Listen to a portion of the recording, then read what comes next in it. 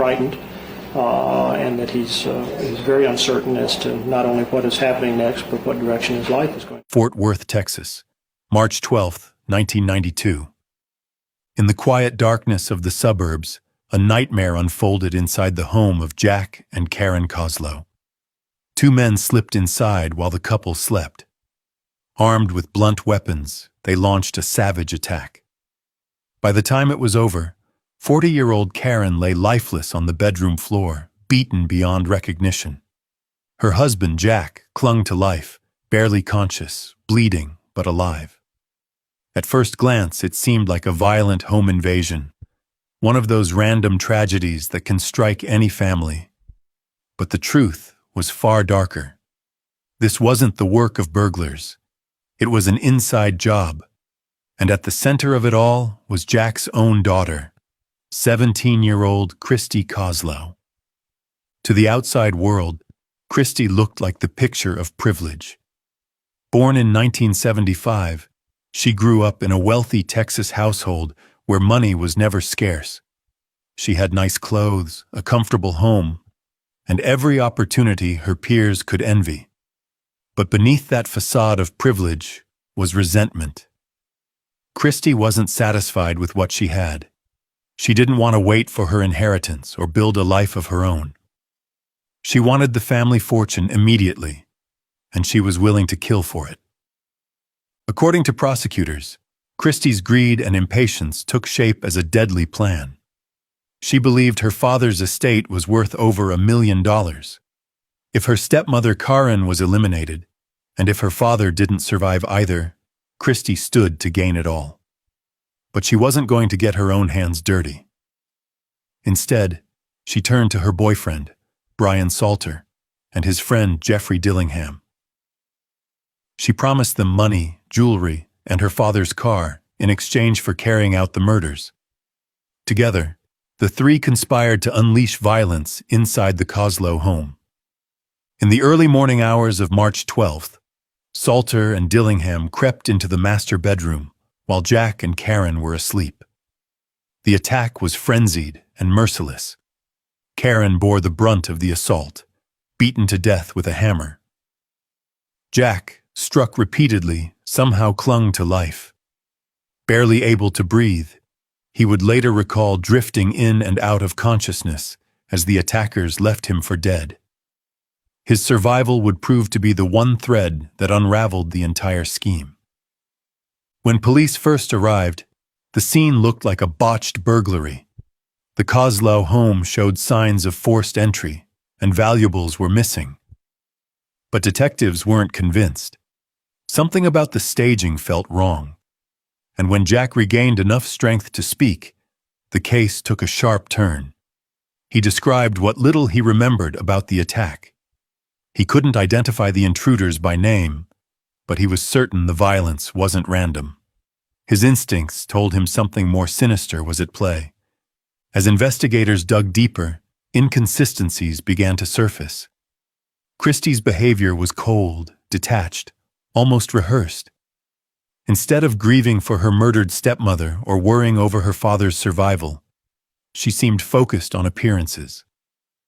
Detectives noticed her lack of shock and the casual way she spoke about the crime.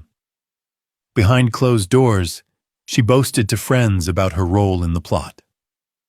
It wasn't long before police connected the dots. The supposed home invasion was no burglary at all. It was a murder for hire, orchestrated by a teenager against her own family. The arrest of Christy, Brian Salter, and Jeffrey Dillingham stunned Fort Worth. The story made headlines across Texas, a wealthy high school girl accused of arranging her stepmother's murder. In court, the details were laid bare. The prosecution described Christy as manipulative, greedy, and utterly remorseless. Witnesses recalled how she smirked during testimony, how she showed no tears, no regret for Karen's brutal death. To the jury, she appeared unmoved by the fact that her own father had been left for dead in his own home. The co-conspirators faced their own reckonings. Jeffrey Dillingham, described as the more violent of the two attackers, received the harshest penalty. In 2000, he was executed by lethal injection. Brian Salter, Christie's boyfriend, was sentenced to life in prison, and Christie herself, barely an adult when she masterminded the attack, was convicted of capital murder in 1994 and given a life sentence.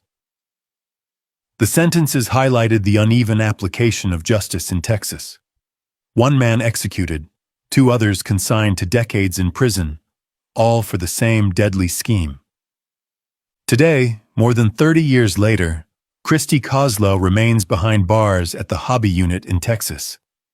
She is now in her 50s, having spent more than half her life in prison walls.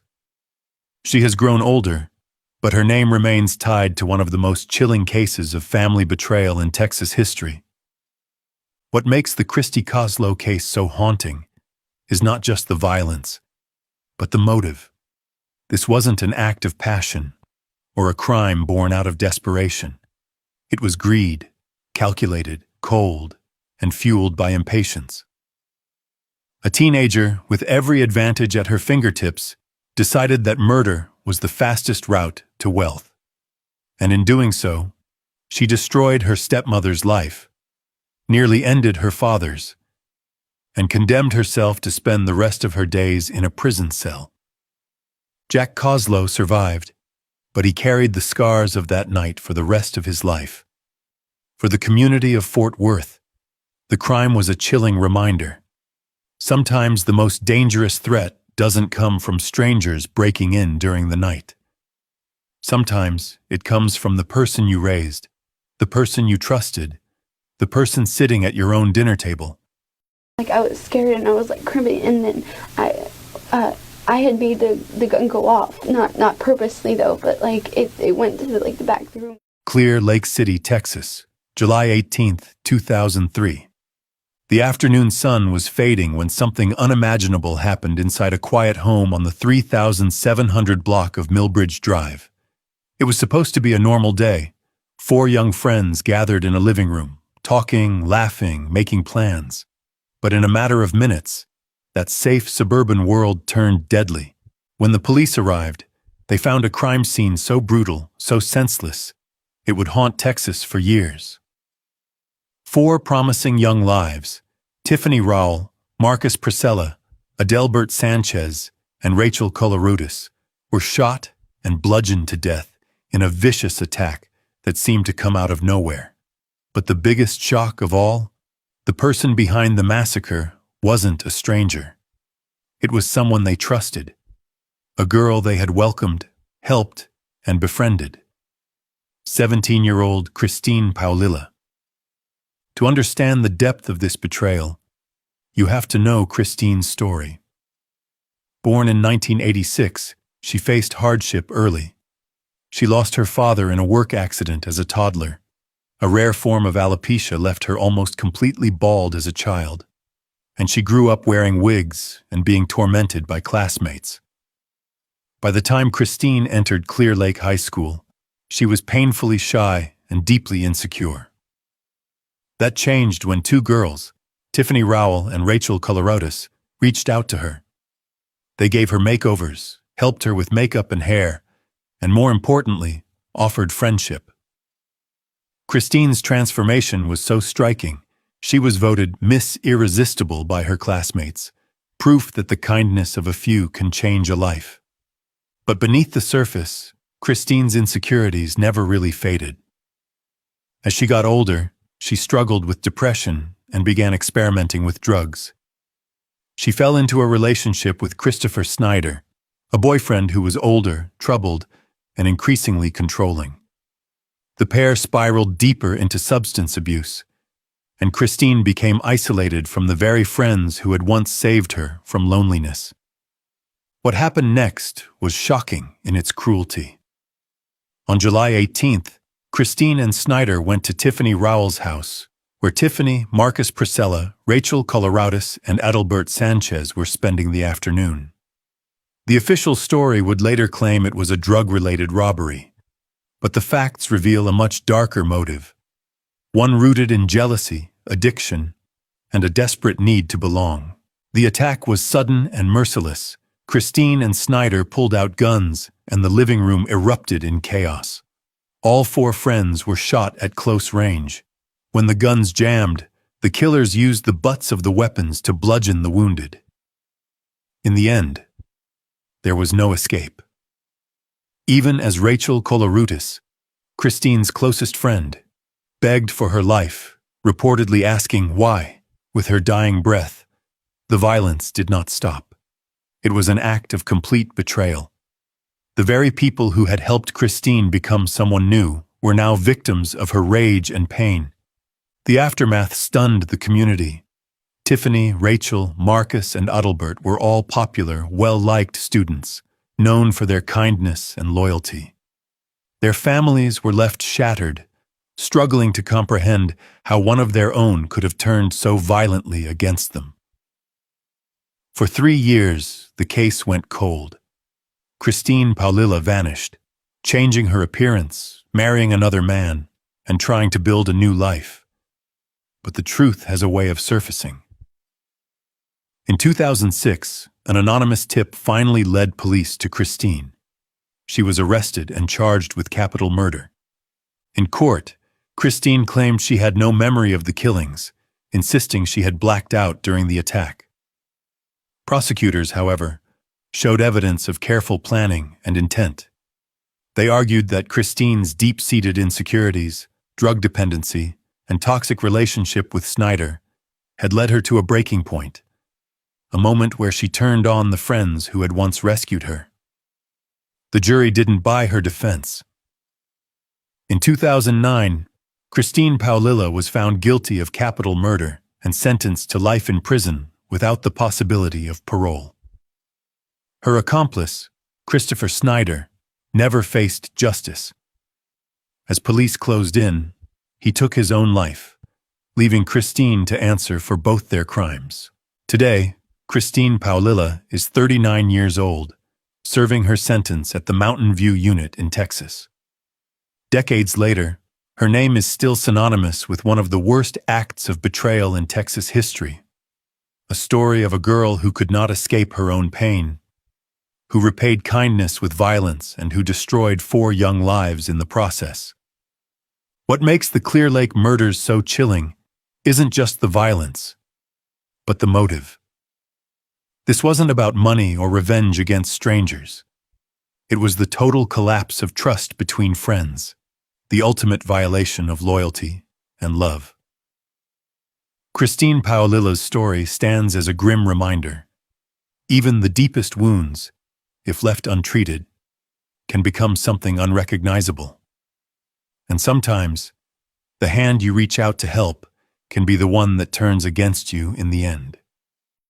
Exactly 8:46 this morning, and within minutes, courtroom observers, the same age as the 16-year-old, were struck by her demeanor. El Dorado Hills, California, June 11, 2009. A quiet suburban home became the scene of a shocking betrayal, one that would leave a community reeling and a daughter forever marked by her actions. 14-year-old Tyler Witt, driven by rebellion and anger, conspired with her older boyfriend, Stephen Culver, to end the life of the woman who had raised her, her own mother, Joanne Witt. Tyler was born in the mid-1990s and grew up as the only child of a single mother. Joanne Witt, an engineer by trade, was described as protective and hardworking. She raised Tyler alone, providing a comfortable life in El Dorado Hills, a place where crime felt distant, almost unthinkable. But beneath the surface, tension simmered. Tyler was a rebellious teenager who constantly pushed against her mother's boundaries. Fights over curfews, friends, and especially her relationship with Stephen Culver, a young man nearly a decade older, became a daily battle in the Witt household.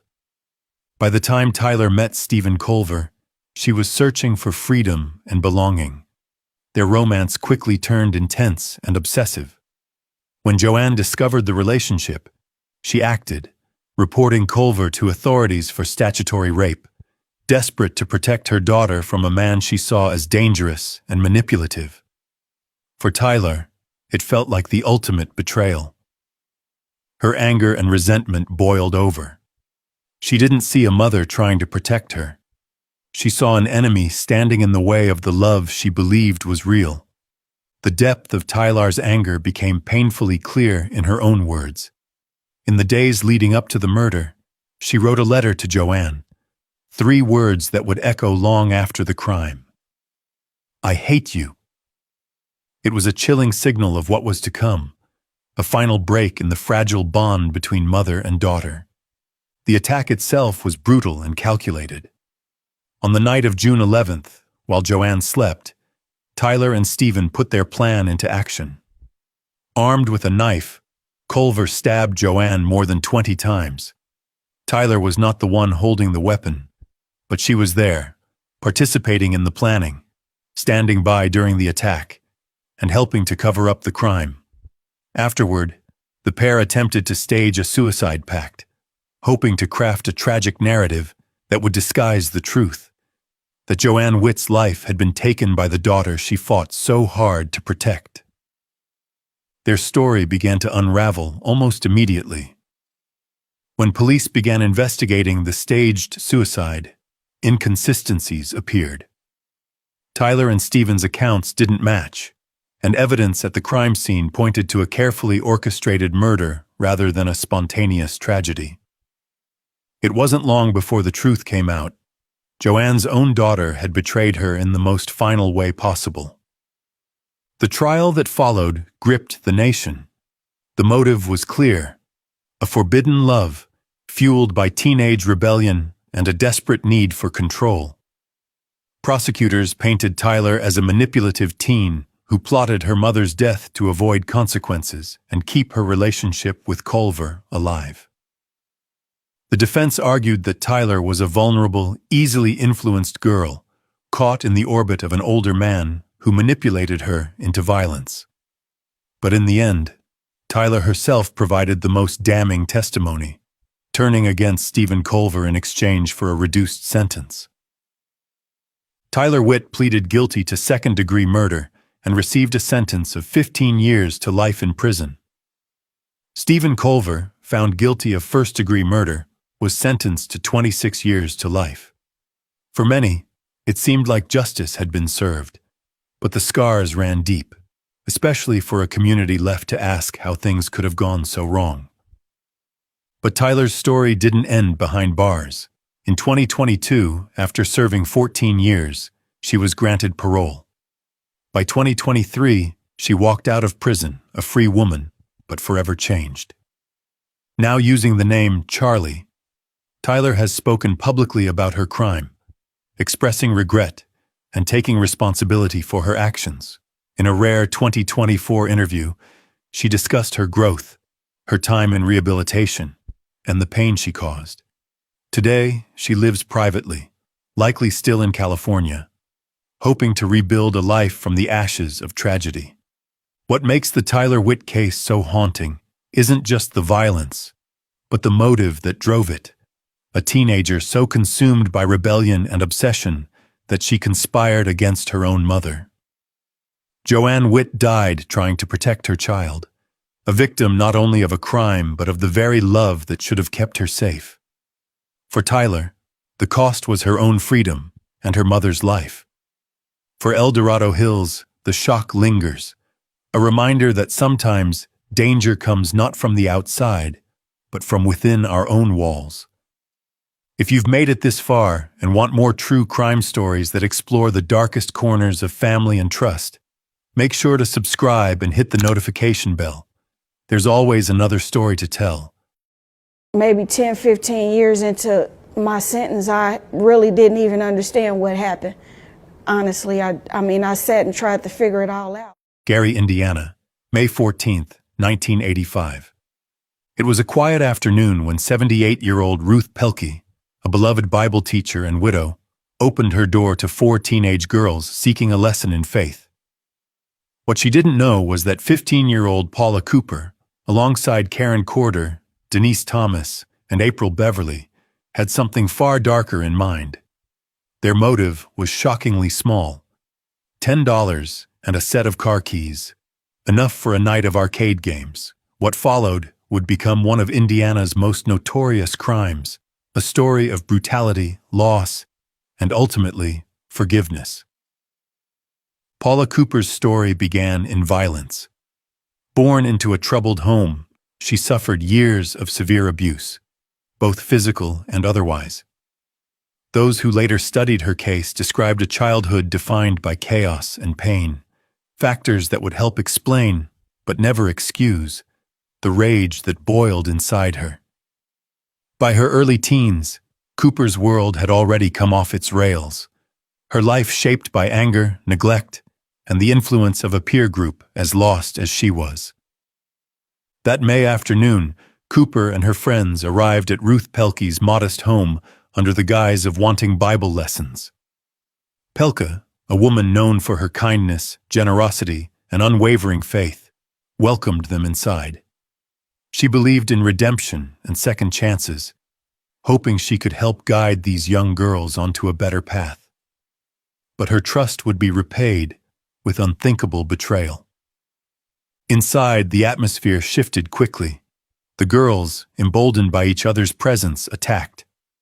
Cooper led the charge, wielding a butcher knife with terrifying resolve. Ruth Pelkey was stabbed 33 times and beaten with a vase. As she lay dying, witnesses later said, she prayed for her attackers, uttering her final words, "If you do this, the Lord will punish you." Even in her last moments, Pelkey chose faith over fear, forgiveness over hate. The aftermath was a scene of heartbreak. The girls ransacked the home, taking just $10 and a set of car keys before fleeing. Their crime sent shockwaves through the neighborhood, leaving friends and neighbors in disbelief. How could 4 teenagers murder an elderly woman who had shown them nothing but kindness? It didn't take long for authorities to catch up with the group. After using Pelkey's stolen car and being questioned by police, Cooper and her accomplices confessed. The investigation revealed the level of planning involved, the choice of victim, the deception to gain entry, and the cold efficiency with which the attack was carried out. It was the kind of crime investigators struggled to make sense of, methodical, cruel, and in the end, heartbreakingly pointless. Paula Cooper pleaded guilty and was sentenced to death in 1986, becoming the youngest person on death row in the United States at just 16. Her sentence triggered a global outcry. The Vatican, human rights organizations, and people around the world protested the execution of a teenager. Letters poured in by the thousands, including one from Pope John Paul II himself. For many, it wasn't just about Cooper. It was a question of justice, mercy, and what society owes even its youngest offenders. In 1989, the Indiana Supreme Court commuted her sentence to 60 years in prison, citing her age and traumatic background. Behind bars, Cooper worked to rebuild her life. She earned a college degree, tutored other inmates, and became a symbol in the international debate about juvenile justice. But time inside changes a person, and for Cooper, life after release proved impossible to navigate. In 2013, after serving 28 years, she walked out of prison, only to die by suicide 2 years later, unable to find a path in a world that had moved on without her. Yet, out of the tragedy, an extraordinary act of forgiveness emerged. Bill Pelkey, Ruth's grandson, made headlines when he publicly forgave Paula Cooper for his grandmother's murder. He went on to advocate against the death penalty, telling anyone who would listen, "Forgiveness is the only way to heal." For him, mercy wasn't about forgetting what happened. It was about refusing to let hate define the future. Bill's decision offered a powerful reminder. In the face of unthinkable loss, compassion can be stronger than vengeance. Today, Paula Cooper's name is still remembered, part cautionary tale, part symbol of a justice system grappling with the realities of youth, trauma, and rehabilitation. Ruth Pelkey is remembered for her unwavering faith and kindness. Their lives remain forever entwined in a story of trust betrayed and the difficult road to forgiveness For Gary, Indiana, the pain of that spring day never fully faded. The lesson endures.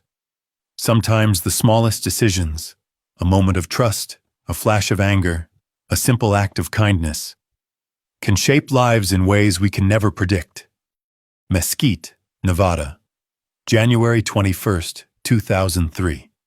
In a quiet desert town just outside Las Vegas, a crime unfolded so senseless and cruel that it would haunt the region for decades.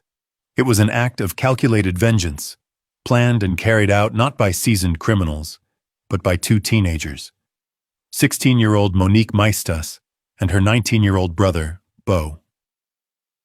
Their targets were not adults.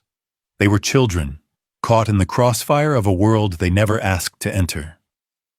Monique was born in 1986, her childhood marked by instability and exposure to the dangerous world of illegal substances.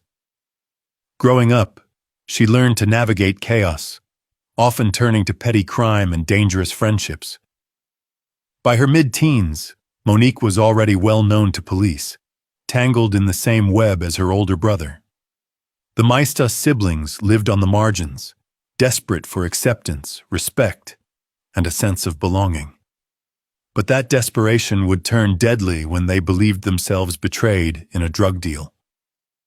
The trouble began with a simple grudge. The Maestas siblings were convinced they'd been shortchanged in a transaction with a local couple. The specifics of the argument have long since faded into court records, but the anger it sparked would set in motion an unthinkable plan. Rather than confront the adults involved, Monique and Bo decided to exact revenge on their children, an act as shocking as it was deliberate. The night of January 21st, Monique and Bo made their way to the Mesquite home of the victims. Inside were two little girls, 3-year-old Christine Maestas and 10-year-old Brittany Bergeron. Their parents were away. What happened next would devastate two families forever. Armed with knives, the Maestas siblings attacked the children in their beds. Christine, just a toddler, was stabbed multiple times. Brittany, her older half-sister, was also brutally assaulted and left for dead. The violence was not frenzied, but methodical, a chilling display of premeditated cruelty. When the siblings left, they believed they had silenced both girls forever. But against all odds, Brittany survived. Gravely injured and paralyzed from the waist down, she summoned the strength to identify her attackers to police. Her courage, in the face of unimaginable trauma, would prove crucial in bringing Monique and Bo to justice.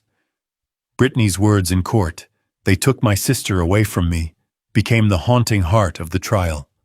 She became not just a survivor, but a voice for her sister who would never speak again.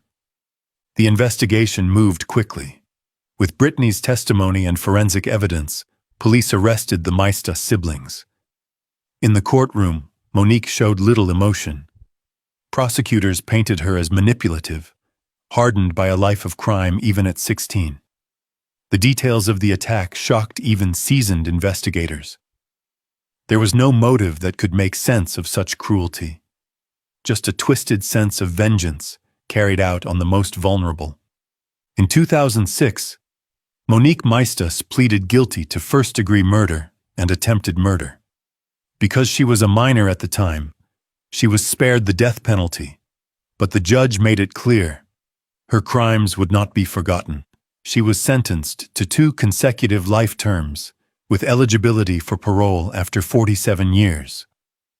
Bo Maestas, the older brother, received a similar fate, sentenced to life with no chance of parole.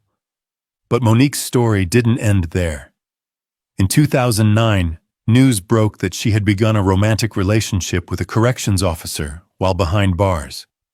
The officer was later convicted, a reminder of Monique's ongoing pattern of poor judgment and manipulation. Even in prison, she continued to make choices that suggested a lack of remorse, or at least a failure to understand the gravity of her actions. Today, Monique Maestas remains incarcerated in Nevada, most likely at the Florence McClure Women's Correctional Center. Her first chance at parole will come around 2050, by which time she will have spent the majority of her life in a cell. Her brother Beau remains behind bars as well, a sibling partnership now remembered only for its brutality. What makes the case of Monique Maestas so chilling isn't just the violence, but the innocence of the victims. This wasn't a crime born out of desperation or even direct anger at the adults involved. It was cold, calculated revenge unleashed on children. It's a story that speaks to the ripple effect of substance abuse and unresolved conflict, a reminder that in the world of drugs and crime, it is often the innocent who pay the highest price. For the families of Christine and Brittany, the pain will never fade. One sister lost forever, the other forced to live with the scars, both physical and emotional, for the rest of her life. And for the town of Mesquite, the question lingers. How could anyone cross that final line, betraying not just the law, but humanity itself? East Moline, Illinois, January 21st, 2005. On an ordinary winter day, a scene of unthinkable violence unfolded in the parking lot of a local Taco Bell, a place where teenagers usually gathered for laughter and gossip after school. But on that day, 16-year-old Sarah Kolb, fueled by jealousy and rage, conspired with her friend Corey Gregory to end the life of another 16-year-old, Adrian Reynolds. The crime would shock not only their small community, but also the nation for its brutality and the chilling coldness with which it was carried out. Sarah Kolb was not a stranger to the turbulence of adolescence. Born in 1988, she spent her high school years struggling to fit in, drifting among friend groups and searching for her place in the world. All that changed when Adrian Reynolds arrived at school. Adrian, an aspiring singer new to Illinois, brought with her an infectious optimism and a bright personality. Within weeks, she had made friends easily, becoming part of the same social circle as Kolb and Gregory. For Adrian, it was a fresh start. For Sarah, it was the beginning of deep resentment. The root of that resentment can be traced through Sarah's own words. In private journals, she wrote extensively about her hatred for the new girl. Adrian's natural charm and ability to integrate threatened Sarah's fragile position within their group, and her growing closeness to Corey Gregory stoked the fires of jealousy. What began as envy quickly turned toxic, simmering beneath the surface until, on that fateful January day, it finally boiled over. The events of January 21st started like any other teenage hangout. Sarah, Corey, and Adrian met up at Taco Bell after school. But what Adrian didn't know was that she had been lured there under false pretenses. As the three sat in a parked car, the situation turned deadly. In a fit of rage, Sarah attacked Adrian, strangling her while Corey assisted. The murder was swift and shocking, but it was what happened next that truly revealed the calculated evil at play. Desperate to hide their crime, Sarah and Corey transported Adriana's body to a remote location outside town. There, with chilling precision, they attempted to burn her remains, then dismembered the body and scattered the parts in two different locations. Their methodical disposal was designed to erase all trace of their victim and avoid detection. In doing so, they showed a complete disregard for Adriana's humanity and for the pain they would inflict on her loved ones. Adriana's disappearance sparked immediate concern. Her family, who had only recently settled in Illinois, described her as trusting, enthusiastic, and eager for new opportunities. They couldn't have imagined that the friendships she so desperately sought would lead to her death. For days, the search for Adrian continued, hope fading as investigators pieced together the truth. The breakthrough came when Corey Gregory, racked by guilt, eventually confessed to police. His testimony provided the details authorities needed to recover Adriana's remains and bring charges against both himself and Sarah. The brutality of the murder and the subsequent cover-up shocked even seasoned investigators. In court, Sarah Kolb's demeanor was as cold as her crime. She showed no remorse, reportedly smiling as prosecutors recounted the horrific details of Adrian's final moments. The community watched in disbelief as a teenage girl, barely old enough to drive, appeared utterly disconnected from the devastation she had caused. The trial revealed a young woman consumed by jealousy, one who would rather destroy than be replaced. In 2006, Sarah Kolb was convicted of first-degree murder and concealment of a homicide. The judge handed down a sentence of 53 years in prison, 48 for murder, and 5 for her attempt to cover it up. Corey Gregory received a similar fate, with decades to serve behind bars.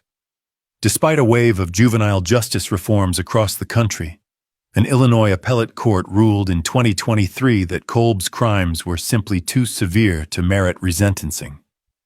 The impact on the families involved, the loss, the trauma, the unanswered questions, was too great to ignore. Today, Sarah Kolb remains incarcerated at Logan Correctional Center in Illinois. Now in her mid-30s, she has already spent more years in prison than she ever experienced as a free woman.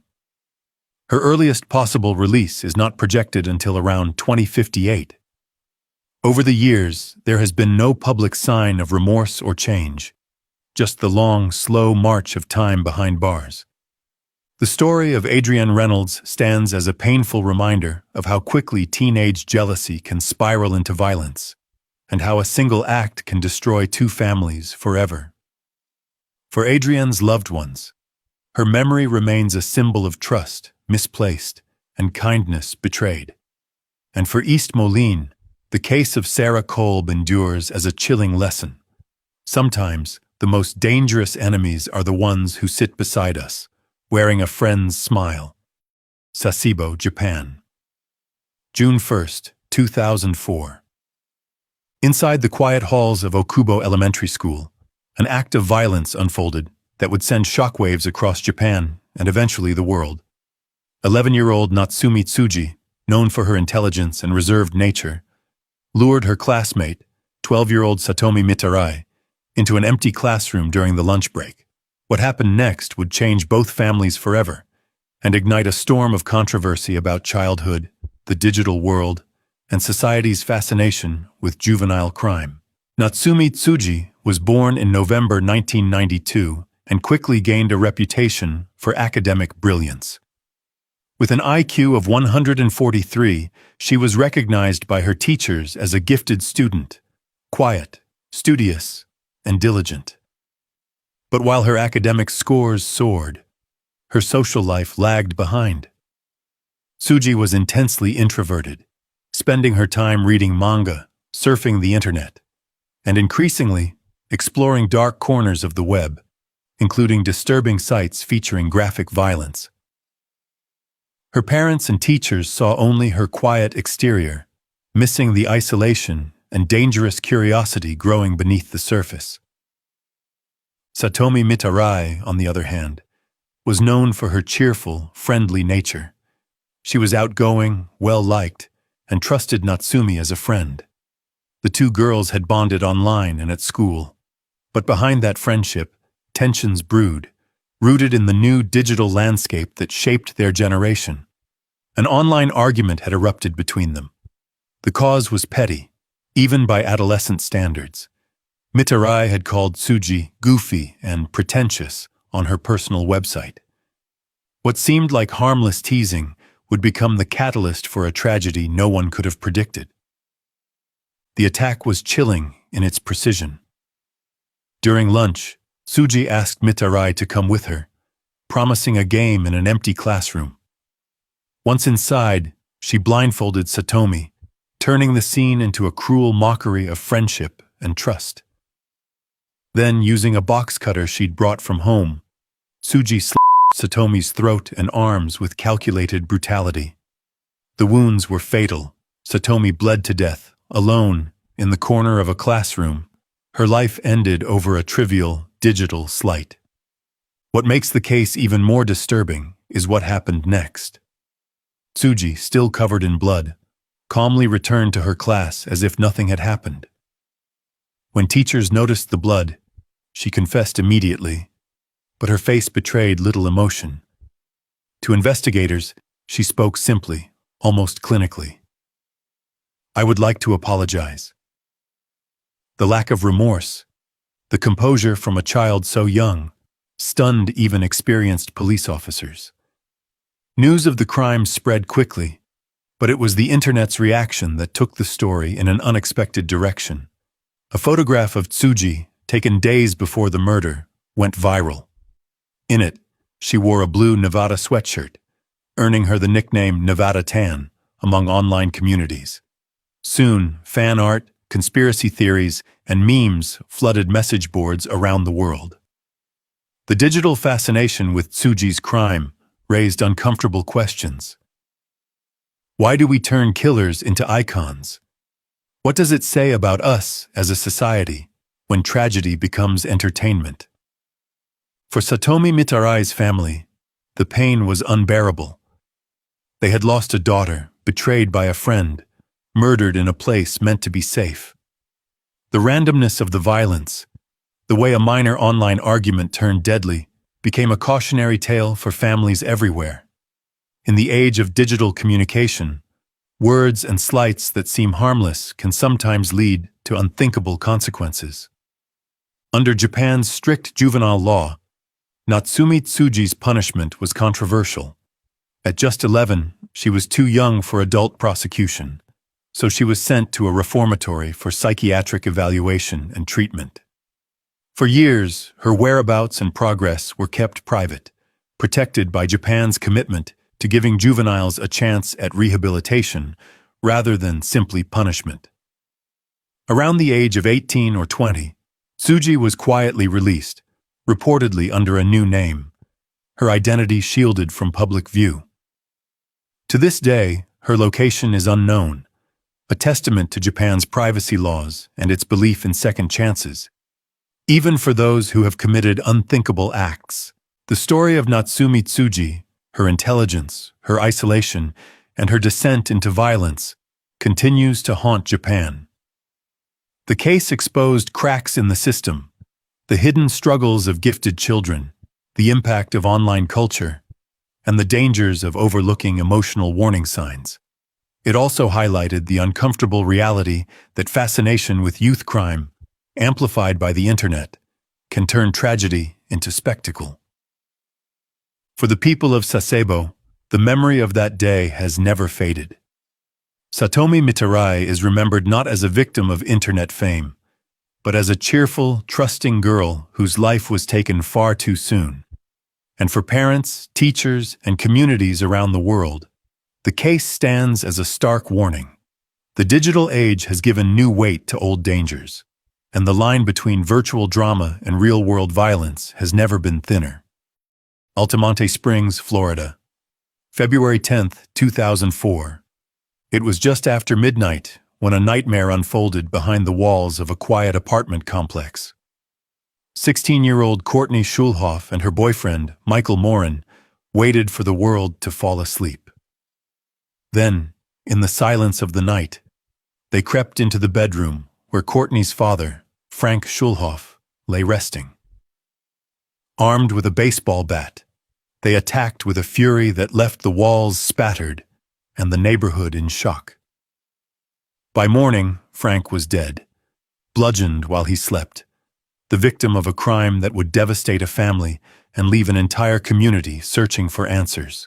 From the outside, the Schulhoff story might have seemed unremarkable.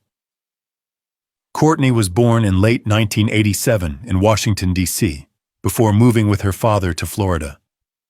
She was, by all appearances, just another teenager struggling with adolescence and authority. But the truth was more complicated. Courtney described her father as controlling and harsh, a man who kept strict rules and tried to rein in her growing rebellion. In court, Frank was painted as a strict but well-meaning parent, desperate to keep his daughter on the right path. There was no evidence of abuse, only the chasm of misunderstanding and resentment that often grows between parents and their teenage children. But for Courtney, the tension was too much. By the time she met Michael Morin, a troubled 20-year-old with a checkered past. The gap between her and her father had become a canyon. Michael offered her something she didn't find at home: validation, excitement, and the feeling of being understood. Together, they spiraled into a relationship defined by anger and defiance, against her father, against authority, against anything that stood in their way. The plan was as cold as it was shocking. According to prosecutors, the pair waited until Frank Schulhoff was asleep. Armed with a baseball bat, a weapon that requires brutal, sustained effort, they crept into his room. What happened next was a calculated act of violence, a flurry of blows that ended Frank's life. There were no warning signs, no opportunity for defense. This was not a momentary lapse or an act of self-defense. It was premeditated, a crime that required nerve and a chilling sense of betrayal. In the aftermath, Courtney and Michael tried to cover their tracks. They concocted a story, insisting that Frank had been the victim of an intruder, but detectives were quick to notice cracks in their account. Their stories didn't line up. Evidence began piling up: Courtney's inconsistent statements, Michael's nervous behavior, forensic evidence in the apartment. Within 24 hours, suspicion closed in on the young couple. Once in custody, the details began to spill out. Investigators learned that the murder had been discussed and planned in advance. There was no evidence that Frank had threatened his daughter's safety or well-being. Instead, the motive was simple: a toxic relationship, teenage anger, and a desire for freedom at any cost. The betrayal was total, a daughter turning against her father in the one place he should have felt safest. The trial gripped Central Florida. In court, Courtney Schulhoff appeared detached, at times almost defiant. Prosecutors described her as manipulative and unremorseful, while the defense tried to cast her as a victim of circumstance, manipulated by an older, more dangerous boyfriend. The jury was unmoved. In 2006, Courtney was convicted of first-degree murder and sentenced to life in prison without the possibility of parole, a fate shared by Michael Morin. It was a harsh sentence, but one that matched the brutality of the crime. But Courtney's story didn't end there. Over the years, as the national debate over juvenile justice evolved, her case was revisited. Lawmakers and activists began to question whether it was right to sentence juveniles to die in prison for crimes committed before they were fully grown. In 2017, after more than a decade behind bars, Courtney was resentenced. This time, the court gave her 40 years, a glimmer of hope that she might one day walk free. Unlike her younger self, Courtney showed remorse. She spoke of regret, acknowledging the pain she caused her family and the gravity of her actions. It was a stark contrast to the teenage defiance she once wore like armor. Today, at 37, Courtney Schulhoff remains incarcerated in Florida, her projected release set for 2044. She has spent more than half her life behind bars, haunted by the night she traded her father's life for a fleeting sense of freedom. Frank Schulhoff's death left scars that will never fully heal. A father's life ended by the child he was trying to protect. What makes the Courtney Schulhoff case so haunting isn't just the violence, but the motive. This was not a crime born of desperation or self-defense, but a calculated act driven by resentment and rage. It's a reminder that sometimes the most dangerous betrayals happen within the walls of our own homes, delivered by those we trust most. For the community of Altamonte Springs, the lesson endures. Family bonds, once shattered, can never be fully repaired.